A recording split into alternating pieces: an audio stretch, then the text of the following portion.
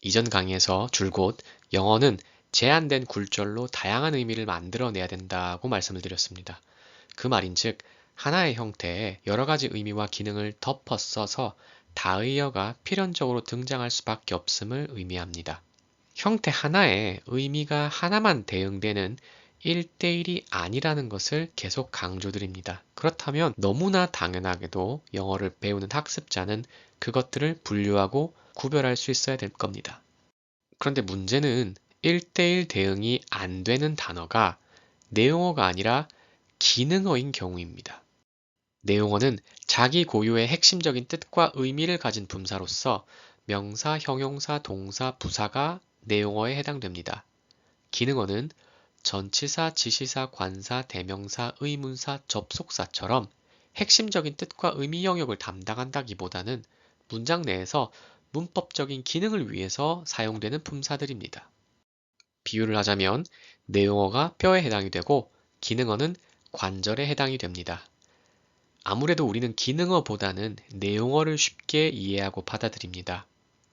이유는 내용어에는 구체적인 의미가 있기 때문이죠.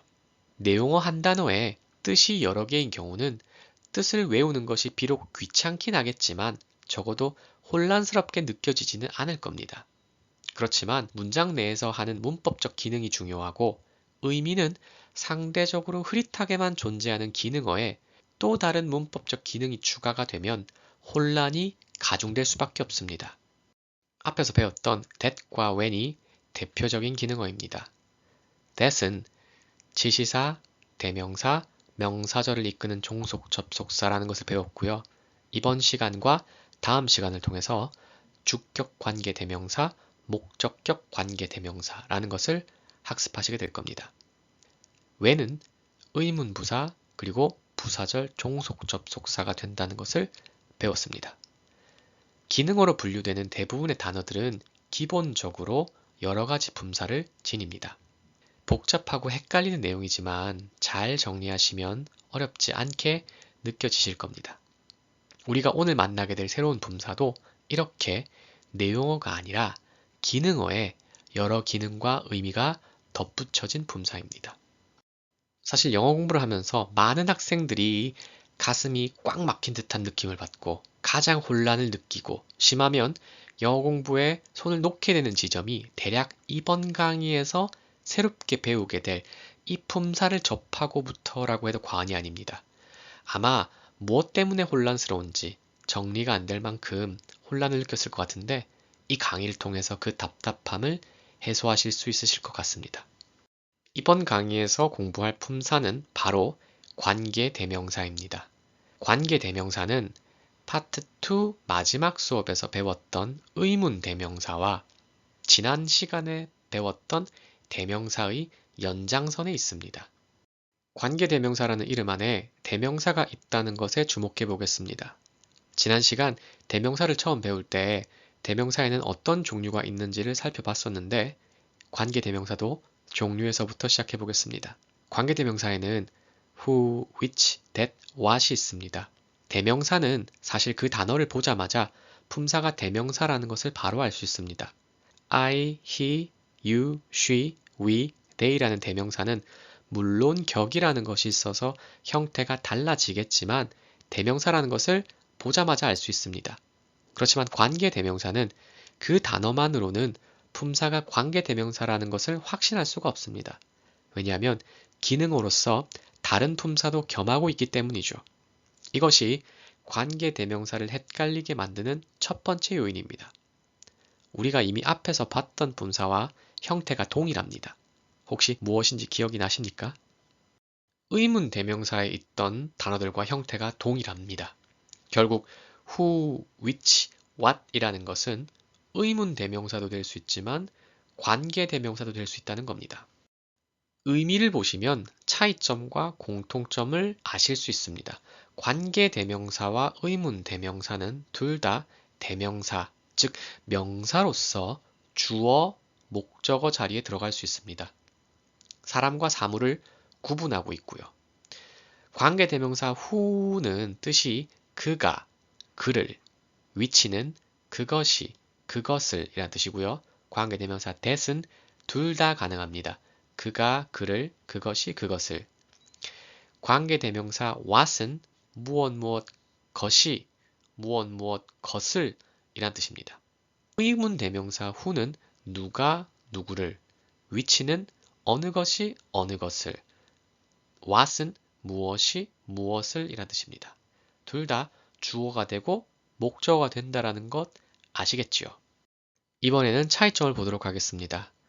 의문대명사는 그 뜻 안에 그것이 지칭하는 것이 무엇인지 정해져 있지 않고 그 명사가 무엇인지를 단순히 묻고 있습니다. 반면에 관계대명사는 대명사처럼 그것이 지칭하는 것이 무엇인지가 정해져 있고 그것을 가리키고 있습니다. 따라서 의문대명사에는 선행사라는 것이 존재하지 않지만 관계대명사는 대명사처럼 선행사가 있어야 합니다. 관계대명사 뜻을 보면 선행사가 무엇인지를 알 수 있습니다. 대명사의 경우 선행사가 사람인지 사물인지, 사람이라면 남성인지 여성인지, 사람이든 사물이든 단수인지 복수인지에 따라서 사용되는 종류가 달랐는데 관계대명사는 선행사가 사람인지 사물인지만 구별합니다. 그렇기 때문에 관계대명사 who의 경우 그가 그를 이란 뜻이므로 선행사가 사람이라는 것을 알 수 있습니다.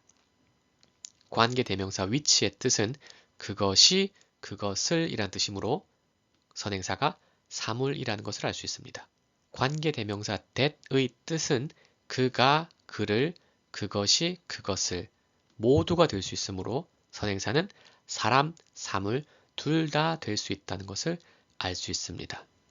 관계대명사 what은 무엇 무엇 것이 무엇 무엇 것을 이란 뜻으로 선행사가 따로 존재하지 않습니다. 결국 선행사가 사람이면 관계대명사 who, 선행사가 사물이면 관계대명사 which가 사용된다는 겁니다.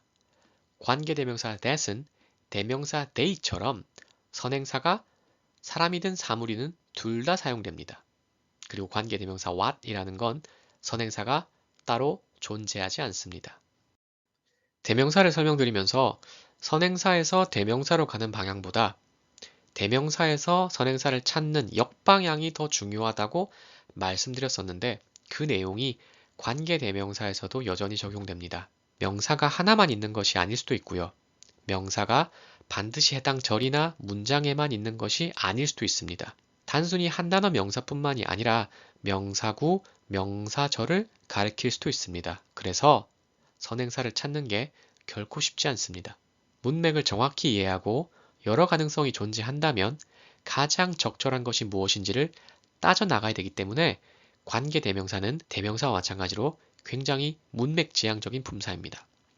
대명사의 경우 선행사를 찾을 수 있는 기준이 사람이냐, 사물이냐, 단수냐, 복수냐, 남자냐, 여자냐 여러 개 존재하기 때문에 선행사를 찾는 것이 조금 수월할 수 있지만 관계대명사는 선행사를 찾을 수 있는 기준이 사람이냐, 사물이냐 밖에 없습니다. 그렇기 때문에 선행사를 찾는 것이 결코 쉽지 않습니다. 예를 들어서 관계대명사 who의 뜻이 그가 그를 이라고 했는데 그가 가리키는 것이 the students인지 the teachers인지 우리는 판별해낼 수 있어야 한다는 거죠. 그나마 조금 다행인 건 항상 그런 건 아니지만 보통 일반적인 경우 선행사 바로 뒤에 관계대명사가 오기 때문에 관계대명사의 선행사를 찾기 비교적 수월할 수 있습니다. 앞 뒤에 점점점이 있는데 이는 다른 단어들이 들어간다는 의미일 겁니다. 그 이유는 해석을 해보시면 바로 아실 수 있습니다.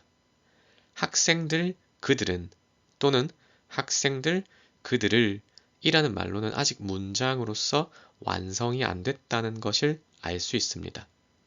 점점점에 무엇이 들어갈 수 있는지를 알기 위해서는 관계대명사와 대명사가 공유하는 또 다른 특징을 살펴봐야 합니다. 이에 대해서는 다음 강의에서 이어서 하도록 하겠습니다.